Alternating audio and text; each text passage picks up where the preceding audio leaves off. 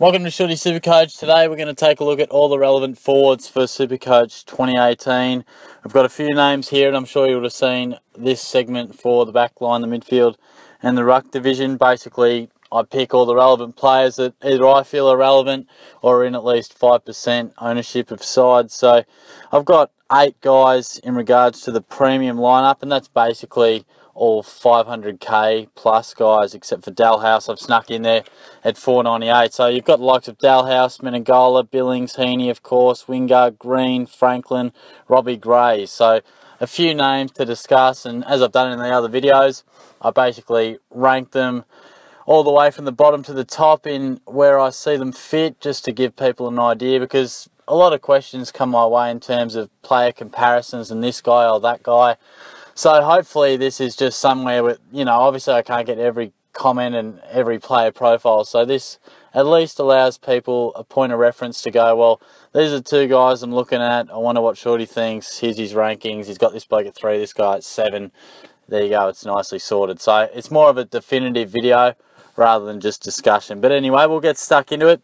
In at number 8, I've got Robbie Gray. Obviously, he's missing round 1, so that makes it fairly clear cut. But for starters, I think he was a guy that I'd already sort of put a line through. His body and the where he's at in his career as well. I mean, he's at 504k, 91.7 average, and he is in still a fair few teams at the moment. And I don't think he should be in quite the amount of sides he is, because, quite frankly, obviously he's missing, but there's no point hanging on to that sort of bloke, because his body has let him down time and time again. We've seen a real shift to the forward line. Like, he played quite a few games last year, but that shift to a deeper forward position really hindered his scoring. And gone are the days of, 2014 to 2016, where he was always around that 108 to 111 mark. Those days are gone. He's more of your forward type, and he's still capable of scoring big numbers. And he will run through the midfield at times as well. But I think there are a fair few new names at Port Adelaide, quite a few new guys coming through that midfield, and unfortunately I think that sees Robbie Gray, like we saw last year, push much deeper forward, because he is dynamic in attack and inside 50. So I think we've quite clearly got to count him out of our discussion. In at number 7, I've got Luke Dalhouse. As I said, 498k, 90.7 he averaged last year. He's in 11% of sides, and I think we always reference back to 2015, where he averaged 104.5, really put himself on the map. Inside mid, tackles hard, gets plenty of inside ball, handballs out, and capable of kicking a goal. We haven't quite seen that as much of late from Dalhouse. Of course, it dropped to 95 the year after, and then 90.7 last year. And last year was a real concerning one, in particular the second half. I think most of us would have really enjoyed his first, I can't remember how many rounds it was, but certainly early on, and for most part of the first half, he was pretty serviceable for us, averaging in the high 90s. But he quickly dropped away, playing more forward, getting less time around the stoppage, and the scores followed suit. So that was a massive concern. What has the JLT shown us? Because he's a classic example where we really need to analyse those practice games to see where he's going to line up, and it hasn't given too much away. He's clearly part of a forward line rotation in a small doggies forward line. He is playing a fair bit of midfield as well. He's getting reasonable clearance numbers, but probably it's not his overall disposal and clearance numbers that worries me. It's that kick to handball ratio that concerns me a bit too. So many more handballs and kicks, and I just think sometimes you see Dalhouse with 25 touches, but it's sort of, 9 and 16, and he just dishes out an 81. The numbers and maybe even the way he's played in football sense is okay, but for scoring, needs to hit a few more targets by the foot, and we're not really going to see that. It's probably not the style of game he's playing, and if he is playing a bit forward, then that certainly hurts his scores a little bit as well. In at number 6, I've got Lance Franklin, and that's a tough call. He's in 22% of sides, 540k, 98.3 average last year. So good at continually belting out big numbers. This time last year, I wrote him off, and to be fair, he proved me wrong by season's end. That's fair to say, but a couple of rounds out from the end of the season, he was averaging low 90s. Obviously, you got to count everyone's score in, no matter what round it was. But he did beat up on a weak Carlton side with, what was it, 10 goals or something in that last round. Absolutely boosted his score and overall average up. So I'm not trying to take that big score away from him, because if you did that in round 5, then, you know, you've got to pay all the rounds equally. But I am somewhat concerned. Not necessarily have I seen any signs that he could drop off or predicting a drop off. I just feel his numbers are only going to go one way. He can at times be inconsistent. I think that's something that is more Franklin of old. Probably doesn't give away those free kicks that he once did, but as the nature is of a key forward, he can sometimes go missing through no fault of his own if the side's having a bit of trouble or delivery isn't quite coming his way. So he's nearly 31. My main concern, and the other 5 guys ahead of him, the main reason is I feel all 6 of these guys could average very similar, but what I am sure on is that Franklin's numbers at some point, and some point soon, will drop, as we see with all great players. Where these other guys, I'd be shocked if they did. They might drop or hover somewhat slightly around that average, but the upward trend and possibility to really go higher is far more likely than Franklin. I can't see him averaging any more than what he did last year. In fact, I'd be predicting somewhere in around the 93, 95 mark if I was predicting. So that's my main reason for Franklin. I feel the curve is no longer going up, and I think there's a few other options that the trend is definitely going upward, and I do like that when I'm picking a player to start with. Number 5, Sam Menegola, 551k, 6% of sides. He averaged the ton last year, which was great. But the main concern around him is obviously Gary Ablett coming to the side and how that affects his midfield time. He was great for the Cats being through the midfield. He's a beautiful ball user, a really penetrating kick, and has a happy knack of hitting the scoreboard as well. Just one of those mids that is a danger in front of goal. So I think he's going to score very nicely again, but I see too much uncertainty around his role and how that could affect his scoring.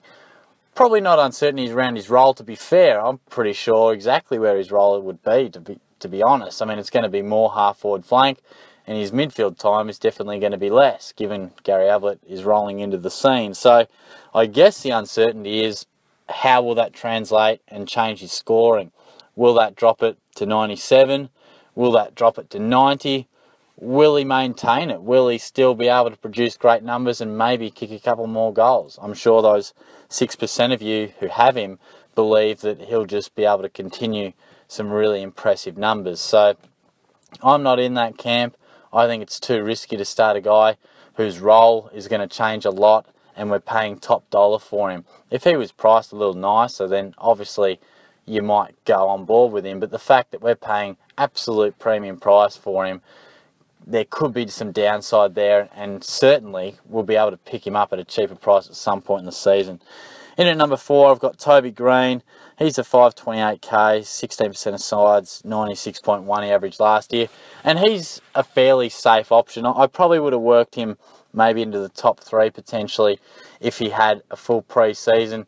He's a ball magnet, as we know, finds it with ease. Despite playing that sort of half-forward flank role, he does play it extremely well. We've seen him rack up enormous numbers through the midfield, but perhaps doesn't have the polish of some other GWS midfielders. Therefore, he finds himself running off the forward line. But still, he is that magnet type. The ball just seems to find him, and he is a really good player, a big game player. Had a bit of a toe concern. I think it was a broken toe or something like that. So he hasn't had an ideal pre-season, but certainly a few people are still starting with him, and I couldn't blame you because he is going to be a really solid option. Number 3, Chad Wingard, 511k, averaged at 93 points last year in 5% of sides, and I'm a massive fan of him. I know he also hasn't had an amazing pre-season. None of the top 4 guys have had a full pre-season. They've all had their little niggles, but I think Wingard played a half a footy in the JLT, 15 touches, looked real good. I see him progressing to a more full-time midfield role. I think Port Adelaide need that sort of class round the ball. I think they've got a lot of similar types in there that are good players, but I think Wingard brings something different. There's been plenty of talk that he will play more time in the midfield. He's got that big game player sort of star factor about him, so I really like him. We've seen him produce high 90s numbers before, it wouldn't require an enormous increase for him to become a real good keeper. I anticipate him nudging the 100 in terms of average, but I do feel he's the sort of guy, with all the weapons he has potential to go even higher. So I'm not going to get too excited. I'd certainly take a 95 to 100 average, but he does have that ability to go very big. So certainly one of the stars in that Port Adelaide side.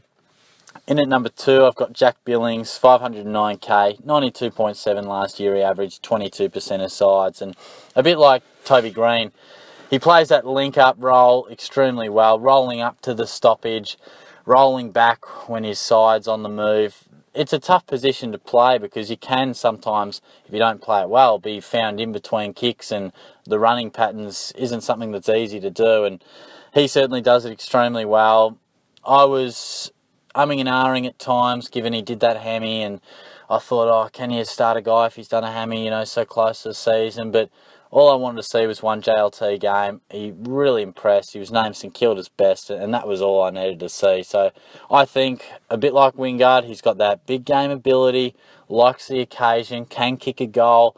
I just think some of these guys, you know, the jury's out on when they will have that enormous season, but I think all of them have that ability to go 3 figures and 100 plus. You know, I think some of these guys have been touted as stars of the comp, and the likes of Wingard, Billings, and the next man I'll mention at number 1 all have that ability, and I'm sure at some stage in their career will average around that 105 mark. I'm not going to guarantee it'll be this year, but I feel it's definitely worth being on board just in case it does, because I feel worst case scenario, you're looking at about a 95. That's nothing to sneeze at, but I think best case scenario, and I guess this is the argument against Franklin that I was sort of putting forward, best case scenario is so good when they have a career best season, where I think Franklin, you're probably just going to get what we've seen for maybe the last couple of years, which is somewhere in the mid-90s. So that's where I'm at with those boys. But at number 1 is Isaac Heaney. You all probably saw it coming. I've pumped him up for many times before, and many years before. A few questions on him through the JLT, and obviously through the questionnaire as well, the Q&A.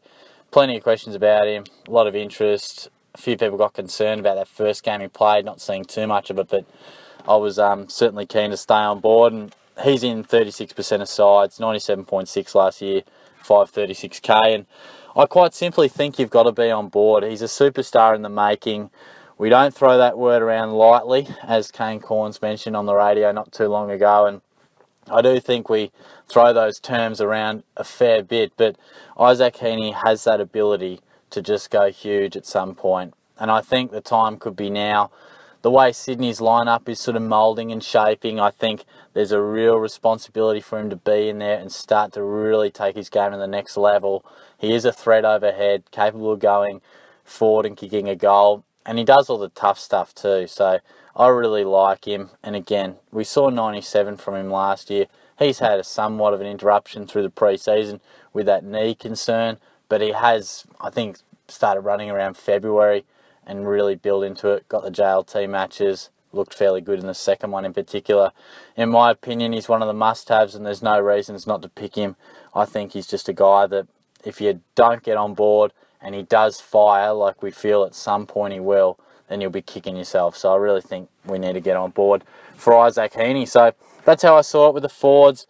Gray, Dalhouse, Franklin, Menegola, Green, and the top 3 being Wingard, Billings and Heaney at number 1. And for the record, if you haven't seen my team already, I have 3 of those guys, and obviously it's the top 3, but I certainly could understand picking anyone in that top 7. Obviously not Gray because he is missing round 1, but certainly those top 7 are relevant for a reason. But breakout contenders I'll move on to, and this is really interesting, I think, because I've got 11 names here, probably only, well, less than half of them I consider. To be honest, only 4 of them I have considered, and 2 of them have made it in my side. And I think it's important that we do have a couple of these guys in the team, because at the moment the rookies of the forward line look quite light on. I know we've got a little bit of love with Waterman, maybe a couple others potentially playing, but I don't know about the job security for a few, and even the scoring potential, while it is hard to predict for rookies, does look a little less fanciful than some of the guys in the back line. So I will talk about a few of these guys. We've got the likes of Petrarca, McLean, Parrish, Lobb, Danaher, Sicily, Walters, Caddy, Lambert, Stringer. I think that's about all I've got there. McLean, if I didn't say him. So we've got 11 blokes there. As always do, work it from the bottom to the top. And in at number 11, we've got Jake Stringer. Plenty of talk about this man. As soon as there was a suggestion he would play through the midfield. And look, he is an exciting, explosive type, big body. More midfield time at the Bombers potentially. But I don't see any need to pick him. 356k, 64.8 average last year. 7% of sides. And I don't see any need to pick him. I don't think even at his best he's going to be an out-and-out Supercoach star. I don't think he's got the quantity in his game. He's more of an impact player, you know, type of guy who only needs it 12 to 16 times to hurt you.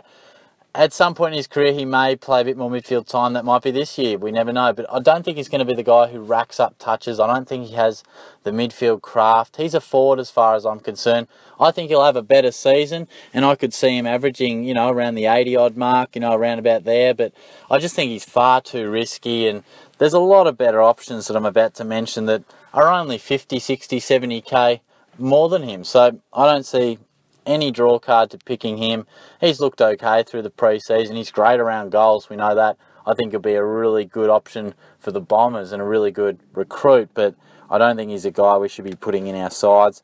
In at number 10, a bloke who burnt me dearly last year, and a fella who will feature in an upcoming video, not personally, but just visually, Josh Caddy. Don't want to promise too much there, but Josh Caddy in at number 10, 419k, 76.3, 7% of sides, and please don't pick him. I don't see the hype around it. I really don't. I think he scored 1 ton last year.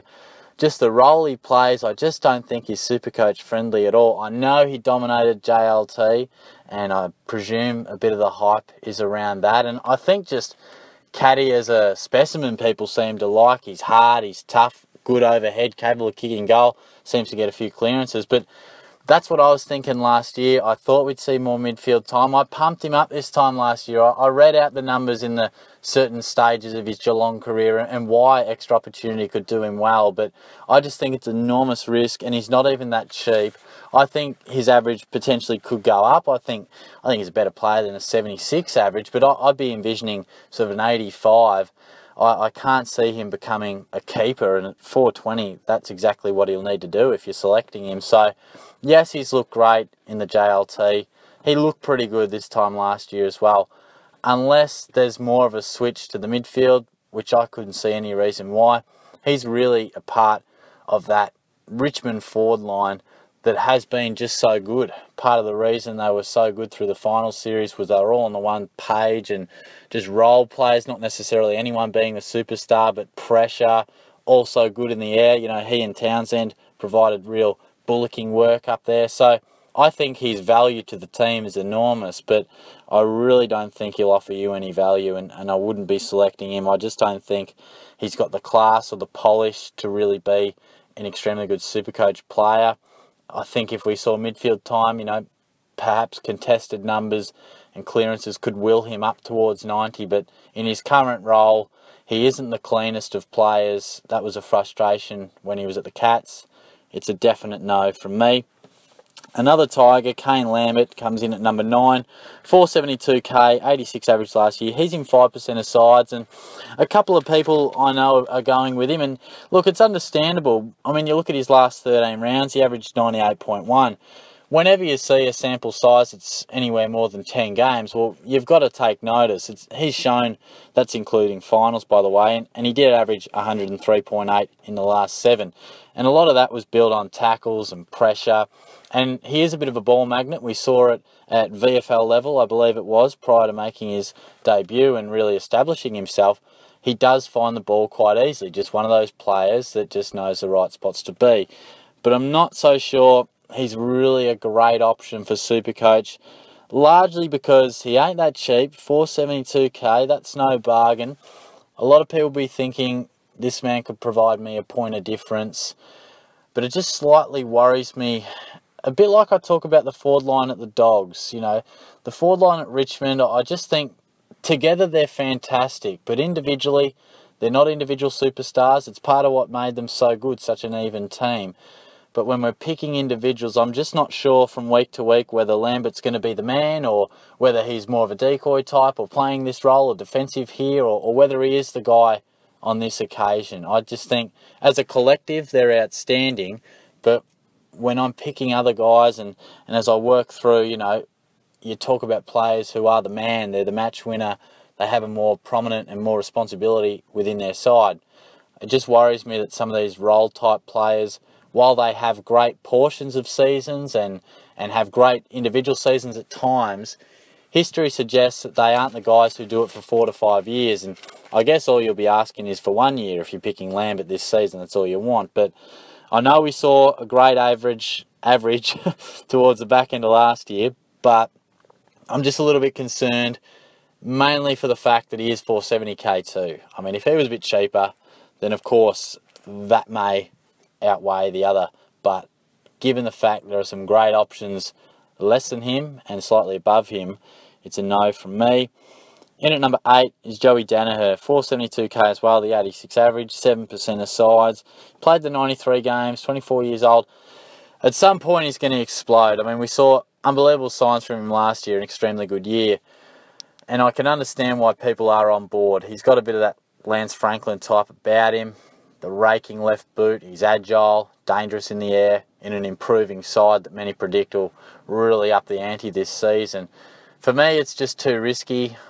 I can understand why people are on board, because they probably feel that after a mini breakout, and we've seen enough, that now he'll really establish himself and perhaps be the number one big man up forward in the competition. And I could understand that. While big forwards aren't often ones we look for in SuperCoach, there is always 1 or 2, maybe even 3, that service us well. The likes of Franklin, the likes of Kennedy, even Tom Lynch had a really good season there. So sometimes they can do it. People are obviously hoping he can do it. For me, I'm not saying he won't, but for me it's just a little bit too risky. I think there's a few better options out there for me. And the fact that he is a key forward always concerns me a little bit. I'd want a bit more of body of work and a few more runs on the board before I go picking a key forward. In at number 7 is Rory Lobb, 396k, 72.1 average. He's in 3% of sides. Obviously, he didn't make the 5% cut, but I thought he was worth putting him in there, given his 2 finals without Mumford, given he looks like he will have the ruck spot to himself. Not a perfect pre-season as well. I think it was a groin injury that kept him out for a little bit. Got through a state league game the other day and looks to be in the frame for round 1. Fitness seems to be fine. You wouldn't think they'd play him and Dawson Simpson. I mean, those two in the one team. Dawson Simpson is a man who really needs to, if he's going to play, just be the main man, because he's very slow and he's not very agile. So I couldn't see them playing both. Therefore, sort of predicting Lobb will be the main man in there. So I think if he is, I can understand why people are considering him. Albeit we've seen 2 games where he rucked solo. They were in the semi-final and the prelim. 11 touches and 9 touches. 39 and 31 hitouts respectively, 108, 129 SuperCoach. So that's a clear sign of, here's a bloke who's been in the shadow of Mumford, sort of played forward, done it well without, he's quite agile and dangerous in the air, looks good at times. Didn't quite get it going consistently, but a perfect example of a bloke who gets that responsibility in the ruck solo and thrives. So I can understand the thinking there. It's not someone I'll be going with, because I'm a little bit concerned about his exact role. The pre-season hasn't been perfect. I think if he was available as a ruck, we'd definitely be considering him heavily, because I think a lot wouldn't mind going a Gawn and Lobb option and spending some cash elsewhere. That's probably more appealing to me, but I just don't think, I know he's cheaper than a lot of these guys, but I like to have midfield types. I just feel, when I really think about it, these key players, key tall guys, key position guys, at some stage they're going to have a really tough run at it.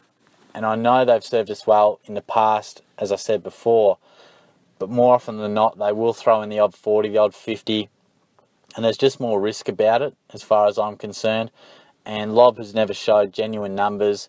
We've only got a sample size of 2 games. While it's extremely promising, the fact that even the pre-season hasn't been perfect is altogether more than enough to scare me off. So I think he's better than some options, but not enough for me to really consider. In at number 6 is Darcy Parish. Tough to split Lobb and Parish, but I did just put him in front. 419k, 76.2. He's also in 3% of sides. And look, this one's more of a gut feel thing. I mean, he also doesn't have any runs on the board. A youngster who's been touted as a future star, a real hardball player as a junior. He's never scored a ton in his career. So we've really got little to go on. It's more of just that gradual improvement where we believe a youngster who's a high drafty midfield opportunity will come at him this season, and we feel as if the numbers will go up. How high will those numbers go? I'd probably be thinking high 80s. I think that would be my prediction. Again, it's not enough for you to really get him into the side to be a keeper. I got him in my draft selection fairly late. Was really pleased to pick him up in draft, but I don't think Classic is the way we'd be going with Parish. I just think it'd be an enormous risk, and there are some better options. I know we want to bat deep through the forward line, but there definitely are some better options in my opinion. I think he's definitely a guy that is a bit tantalising when you look at him. He's in the forward line, a developing midfielder, will get opportunity, but I just don't know. You'd have to be pretty gutsy to go with him because we haven't really seen much before. He'll get more midfield time without it being an extremely good amount of minutes. So they're all things that we should probably discuss and think about when going around that selection. In at number 5, I've got Toby McLean. And again, a bit like Lambert, he's shown an ability to score big points over a reasonable period of time. His last 10 matches, he averaged 97.2. He's at 470k, 85.5 average, 4% of sides. Again, he's in that model of the likes of Dalhouse and talk about Hunter and even throw Dunkley, etc. Those types through there. Libba is another one. Those medium-sized guys that the Bulldogs seem quite happy to rotate forward on the ball, all that sort of stuff. So I think he's going to get more opportunity. Not sure it's going to be enough to warrant absolute selection. I could see him probably averaging around the 90 mark. I think he could average something because I do rate him a little bit better. I compared him to Lambert before. I've clearly got him ahead of Lambert, and I do like McLean as a reasonable left field option. To be fair, at no point has he entered my side, but he is a guy that I've often scrolled past and gone, gee, if I really got excited and want to be different, it's probably not a bad option. But again, we've only seen 10 games of it. The way the Bulldogs structure up and the way they're going and transitioning with their team makeup, there is a bit of an unknown. I mean, I think we group those guys, but at the end of the day, we will see variations in how much midfield time those guys get as the season goes on. So it is tough to place a finger on exactly their role. I guess that's what it comes down to too sometimes is, do we know exactly what role they're going to play? I think if they play the role that we all hope they do, then yeah, they're going to be a viable option.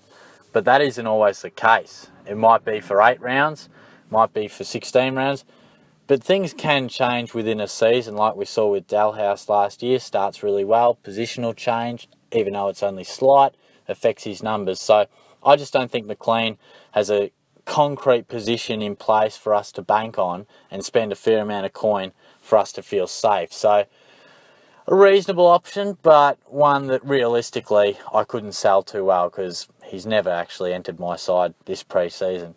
In at number 4 is James Sicily, 402k, 73.3 average last year. He's in 18% of sides, and he's certainly one I've really had a look at because you get him as a defender, you get him as a forward, so he's a guy that is certainly proving difficult to really get a feel on what he could average because his ceiling is extremely high. We've only got to look at his back end of last year.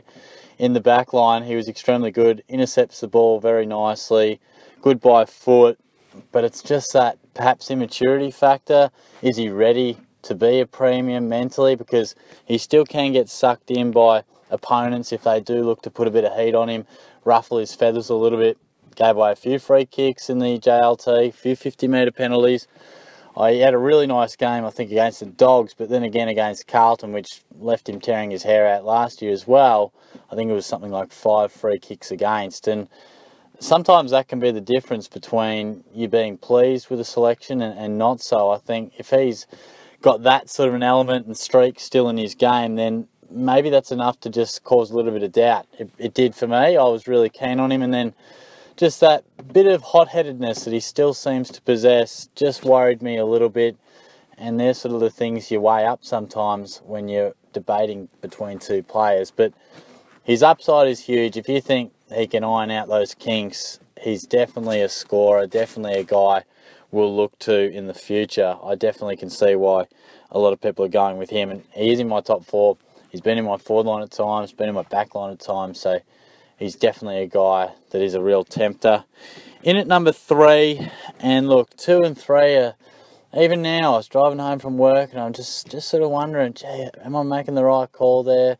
Michael Walters is in at number 3, 478k, averaged 87 last year. He's in 12% of sides. And straight up, you look at last year, the back end, exactly like Sicily, it was enormous. You know, he moved to the midfield, big numbers. I think his last whatever amount of games it was a reasonable amount, something like 8 or 9. He averaged 108. So certainly showed the capabilities to go big and really racked up the ball, as well as still finding his natural way to kick some goals. Is there much to be worried about with Walters? Probably not too much. I think Fremantle need him in the midfield. He offers something that they don't have in a couple of other areas, or anyone like that with the skills he has, the best user at the club, you'd have to say one of. You want him through the midfield. He's a real dynamic sort of player, creative.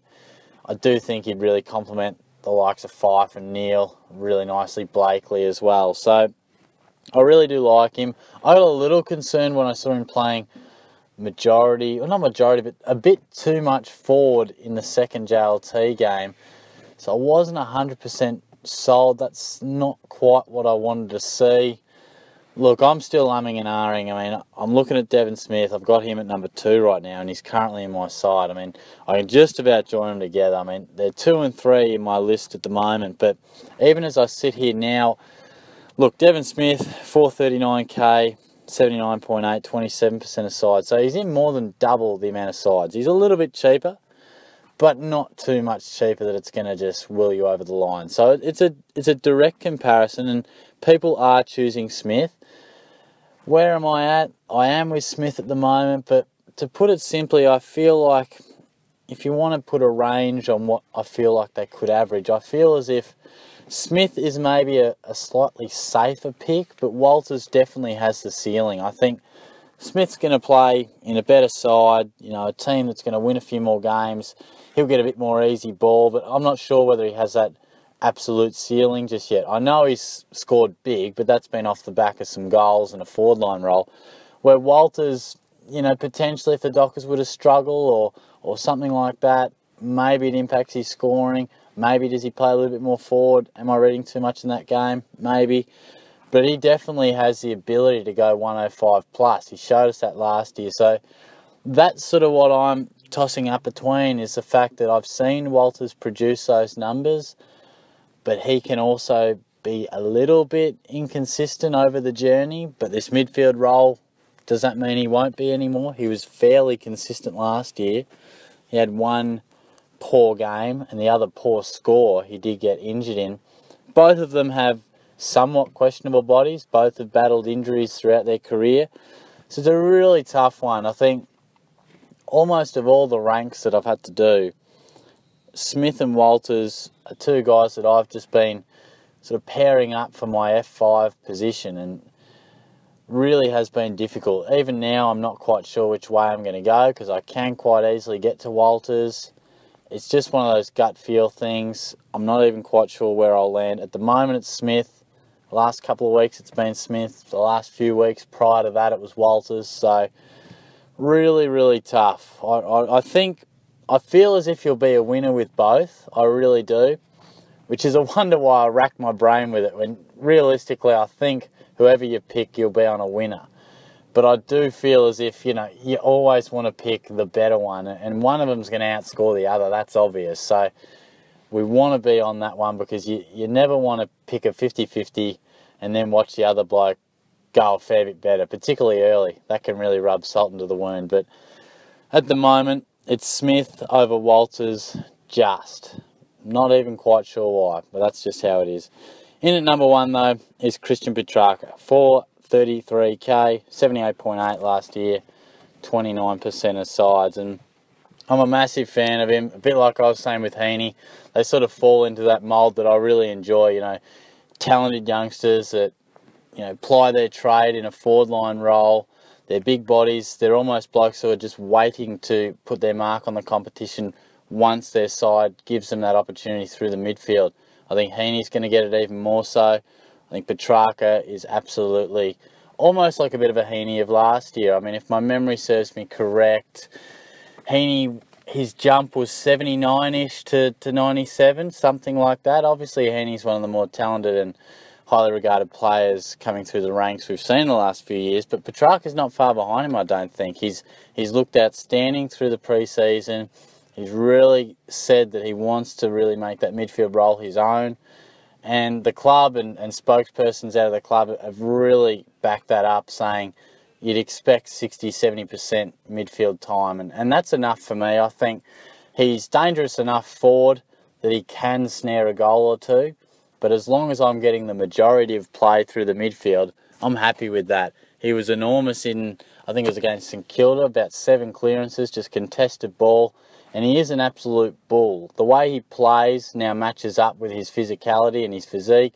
He's ready to go, he's ready to explode, and I'm really confident with this selection. I think he's really going to step up and become an absolute A-grader. We've seen him in glimpses, have fantastic games, fantastic quarters.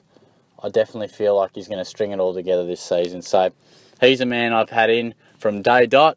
He has not moved out of my side, and he will not move out of my side. I'm a really big fan of him. So that wraps up the breakout contenders. And if we move on to the mid-price guys, and I would honestly only probably endorse, maybe none, to be fair. I mean, you sit here and you say endorse, and then you think about it and you go, well, none of them are in my side, so how well can I really endorse them? But look, none of these guys are in my side. I think 2 of them are reasonable selections. I've just opted to go with others. But I'm speaking of the likes of Rioli, Christensen, Deledio, Bell, Townsend, Cox and McCluggage. They're all the guys that are around that 4 to 5% mark, some even more so. Particularly Christensen's the most popular of that lot. So there are a few guys that are seemingly on the radars, even if the mid-pricer in the forward line isn't the most popular option. I think Christensen's in 19% of teams. The next highest ownership at this group is, I think, just 7%, 6%. So it's not overly high. Mid-pricer isn't overly popular at the moment in the forward line. But going through from 7 to number 1, in at number 7 is Jake Townsend. Now, am I missing something here? Why on earth is he in 4% of sides? I know you scroll down and it says 97.5 average. That was from his 2 in-season games. One of them, and his only decent score, 118 against the Dockers. He bagged 6. The Tigers won by 104 points. He just joined the party. I mean, I'm sorry, great score, but let's not get carried away. He did produce a 77 in the last game. But then if you look at his scores as a whole and in the finals, we're talking 35, 68, 59. I mean, if we're putting a guy in who's 321k, mind you, crazy talk. Absolutely crazy talk. Yeah, he had that good ton against the Dockers. Yeah, he's got a reputation of a hard-nosed player and maybe he can kick a goal as well, but absolutely not for me. And I think people maybe are looking at that 97.5 and getting carried away or something. I'm not so sure, but in no world should we be picking Jake Townsend. I really don't think so, because I just don't see enough upside, and he's not the type of player I think that's going to really thrive in the SuperCoach environment over a whole season. And at his price, I just don't see it, particularly when we've got a couple of those other guys 40, 50, 60k south. So absolutely not for me. Similar can be said for Mason Cox in at number 6. I spoke about him and did a bit more detail in the mid-price zone for the ruckman, but same can be said. 55.4 last year, 6% of sides, and look, it's quite simple for me. If you want to really bit more on it from Shorty, go to the ruck video and I talk about it there. The fella in the comments has left exactly the minute mark when I discuss it, so that makes life a bit easier on that front, so thanks again, mate. But look, Mason Cox, he's 304k. I think the jury's still out, even if he's going to make it at AFL level. I'm not even so sure that he's an absolute walk-up start, week in, week out for Collingwood. He's the second ruckman. I know he'll get a fair bit of time forward. He kicked the 4 goals against the Dogs in the JLT. Clearly that's getting a fair bit of interest and maybe why there's a bit of hype. But just definitely not for me at all. I mean, he's a tall, big man who really is still learning the game as well. I know he's been in the system for a bit, but I think he's still got a lot of craft to work at in the AFL game, and he's definitely not one for us in the ruck or the forward line, in my opinion. Number 5, Brett Deledio, 339k, 77.3 average last year. He's in 5% of teams, I should say. And again, it's a massive, massive no. Deledio's been great for us in the past. He's been a fantastic player and a brilliant scorer over the journey, but it's a massive, enormous no. Let's not get sucked in for scrolling down and seeing Brett Deledio and getting excited, because he's not the player he once was. Once he was a man who would churn out tons with ease and he was durable. Now he's not durable, and I think the game has gone past him. I mean, you only have to look at the finals, and it was sad, to be honest. I mean, it was sad the fact that his old club went on to win the flag and he wasn't part of it, but that's the choice you make, I guess.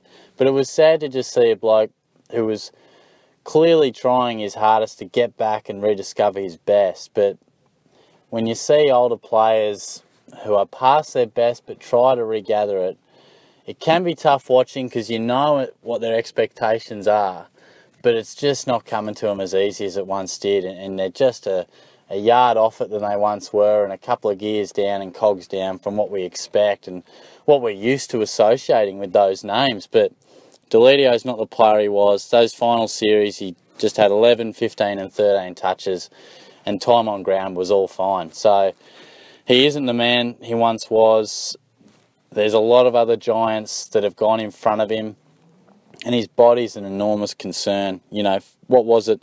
Last year saw him play 4 games, 11 the year prior, and then 17 and 18. So it's been a long time since he has been at his durable best, and it's been the same sort of stuff that has held him back with the body.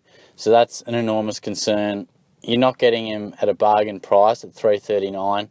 There's just so many question marks about this selection that it's just not worth taking a risk. And to be honest, I don't know if the upside's even there. If the risk was to pay off physically, I'm not sure he's even capable of scoring the numbers that we once thought, or he once did. So that ship has sailed, unfortunately, and we definitely don't want to be on board that one. So that's a big, big no from me. In at number 4, I've got Hugh McCluggage, and I really wouldn't think about selecting him, to be fair, but I think he's a better option than those 3 previous. I really love him as a player. I think last year being drafted, he was a pretty skinny lad. You know, some draftees come into the system fairly much ready-made. That wasn't the case for him. And look, he got associated with footy at the top level, didn't dominate at any real stages, but he just shows enough. And I watched him at TSC Cup level pretty closely, being a North Ballarat boy, and he's just got class, poise. Time stands still around him. He really is one of those guys that makes a bit of space where there was none. I don't think we'll see the big time averages this time around. I mean, this season, you know, it's only his second one. There's a lot of guys in front of him at Brisbane in that midfield, but at some point he'll definitely be a guy we consider and love to have in our sides, but not at the moment. He's only played the 18 games. Of course, he was number 3 in last year's draft, but he's certainly put on a bit of muscle, and we'll get some midfield time. I dare say again we'll see him on a half-forward flank, but I think of this list, when you've got to rank him, you know, not necessarily because he's at number 4 doesn't mean I want you to pick him, but I think he's a better option than those other 3, but his time is still to come, I think. He's a very promising player, but just not quite yet. In at number 3 is Cyril Rioli, 317k, 64.1 last year. That was from the 7 games. He's in 5% of teams. And of course, an interrupted pre-season with the unfortunate heart attack of his father. You know, he's obviously been through a fair bit with that. By all reports, he's recovering and getting through it, but clearly that's a pretty traumatic event, and you know, family comes first. Cyril is also, you know, we know his body has let him down a lot. I mean, that's often been the consideration when picking him. It's a definite no from me. I think it's just far too risky. He's not even quite locked in for round one. Him at number 3 in this list is probably on the proviso he is named. Otherwise, it's a bit pointless, isn't it? But I think scoring-wise, I think he still has it. I mean, when you look at Deledio and you sort of write him off, I feel as if Cyril can still score. It's just a matter of him getting out there. From 2010 to 2016, he produced averages between 88 and 100, and for the most part, those seasons were 90 to 95. So by no means is he going to bust you out a ton each week, but I think he can be a really handy scorer, a really nice draft selection if you could get him up late. But I don't think the reward certainly doesn't justify the risk. I think these top 2 men are the only ones you would honestly consider as a mid-pricer, and look, when you weigh up Rioli's body and the fact that his pre-season has been far from perfect, then you've got to put a line through him. In at number 2 is Alan Christensen, and I've spoken about him a bit through the pre-season. 267k, of course didn't play last year in 19% of sides, and we have seen him consistently average around that 80 to 90, and I think, if my memory serves me correct, he may have peaked with an average of 92-ish with the Cats. But it's a no from me. I didn't see enough through the pre-season. I wanted to see a little bit of midfield time. Brisbane bat pretty deep through that midfield, to be fair, and I just don't know if he's going to get enough time to really score genuine points. I can envision, you know, an average around the 80 to 85, but I could also easily see him, you know, somewhere in the mid-70s as well. I mean, that's sort of the concern when you're a half-forward flanker type in a weak sort of a side. So that's what worries me a bit, not to mention the fact that his body is an ongoing concern. He has never really got a genuine full season. I think when he tied for the BNF, that's probably about it, and I'm pretty sure he played 22 games. I'd have to double-check, but year upon year, he almost always has some sort of soft tissue or something with the shoulder. He's just one of those players that seems to pick up these little injuries and isn't always a long-termer. We've seen some of those, obviously, but just seems to find himself on that injury list. So, again, you combine those two things, then all of a sudden you're probably saying no. I mean, you're probably saying, gee, Shorty, what do these blokes have to do to get a gig in your side? You know, you're just potting all of them, and that's fair. But I mean, I think if we had have seen an amazing pre-season from Christensen, all of a sudden that's where that risk comes into play, and maybe the reward is there on offer for you to take that bit of a risk. I think if Christensen showed an ability to score hundreds and find a lot of the ball through the pre-season, all of a sudden we would have been thinking, gee, maybe he's too good to resist here. You know, he's come out and he's had 25 touches, 26 touches, couple of goals. He's tackling hard. He looks like he's in the midfield rotation fairly regularly. All of a sudden you go, for 267k, I know his body's let him down. I know it's a risk, but it's a risk worth taking, because if he does continue this form, all of a sudden I've missed the boat and I get burnt. But when they don't come out and play that good through the pre-season, then all of a sudden they're giving us very little to get excited about. And you sit there and go, well, I'm pretty much got nothing other than a hunch and maybe a prediction that they're going to go well. They haven't shown me it, so really it's not worth taking the risk. So that's pretty much where I'm at with Christensen and a few of those guys. In at number 1 is Tom Bell, 287k, 5% of sides. You know, didn't average much last year, but obviously injury affected. And he has had a couple of seasons where he has struggled with the body. It's no coincidence, I've probably said that about most of these guys, hence they find themselves at this sort of a price. But unlike Christensen, Bell came out and dominated the pre-season. He was huge, had big numbers in a half a footy first up, and then the second game was enormous with 9 clearances, 9 tackles, huge amount of contested ball, and it just reeked of an inside mid who's been dying for this opportunity and was finally going to get it. The curveball, Dane Beams. I think if Dane Beams was playing or isn't returning, and we saw those sort of numbers, then all of a sudden that's not a concern. But it's tough to read how that will affect him. A bit like Menengola, what will Ablett do? It's tough to say. What will Beams do? Will that change Bell's output from a 90, which he has produced in the past? And without him, maybe he's capable of a 90, early 90s.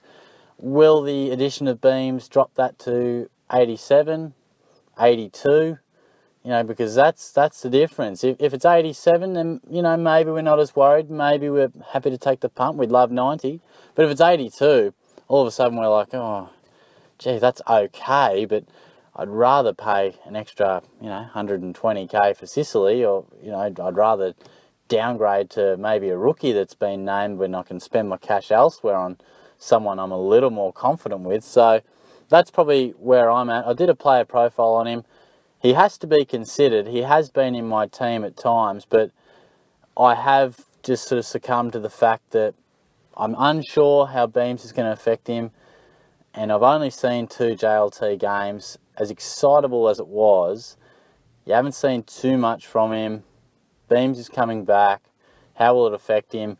I feel much safer by, you know, whatever I did at the time. I opened up 130, 140k, whatever it was, to upgrade to, I think it was probably Devon Smith. So that's what I ended up doing. He was in my team. I liked his prospects, and then I just got a bit of cold feet, just got a little bit mid-price nerves. So unfortunately, that's the thing with mid-prices. It takes a lot for them to be a good selection, and it does take a brave person to go with them. And I wonder if any of you guys out there are going with these ones. So Townsend, Cox, Delidio, McCluggage, Rioli, Christensen and Bell on top. Really, it's probably the top 2 lines that most people will be considering, but the ownership does suggest that Bell is on par with all other 6. So that's quite interesting. But let me know your thoughts on everything SuperCoach, guys. I'd be interested to hear. Obviously, we are coming to a close in terms of the pre-season. Let me know any ideas you might have for the in-season stuff. I've had a couple of suggestions and they've been good. I'll certainly look to incorporate that sort of stuff. Definitely be looking to get a bit more of an engagement with the viewers. Obviously, I have my press conference and the weekend preview. Those similar segments will remain and will continue to be the core of it, but I'll certainly look to have a bit more interaction and engagement with the subscribers. So that should be good. But yeah, thanks for tuning in. Subscribe away as always. The subs are getting on board left, right and centre. It's great to see. So if you're just new to the channel, thanks again. As I always say, if you've been around for a while, it's much appreciated. So thanks again. I'll talk to you soon. Cheers.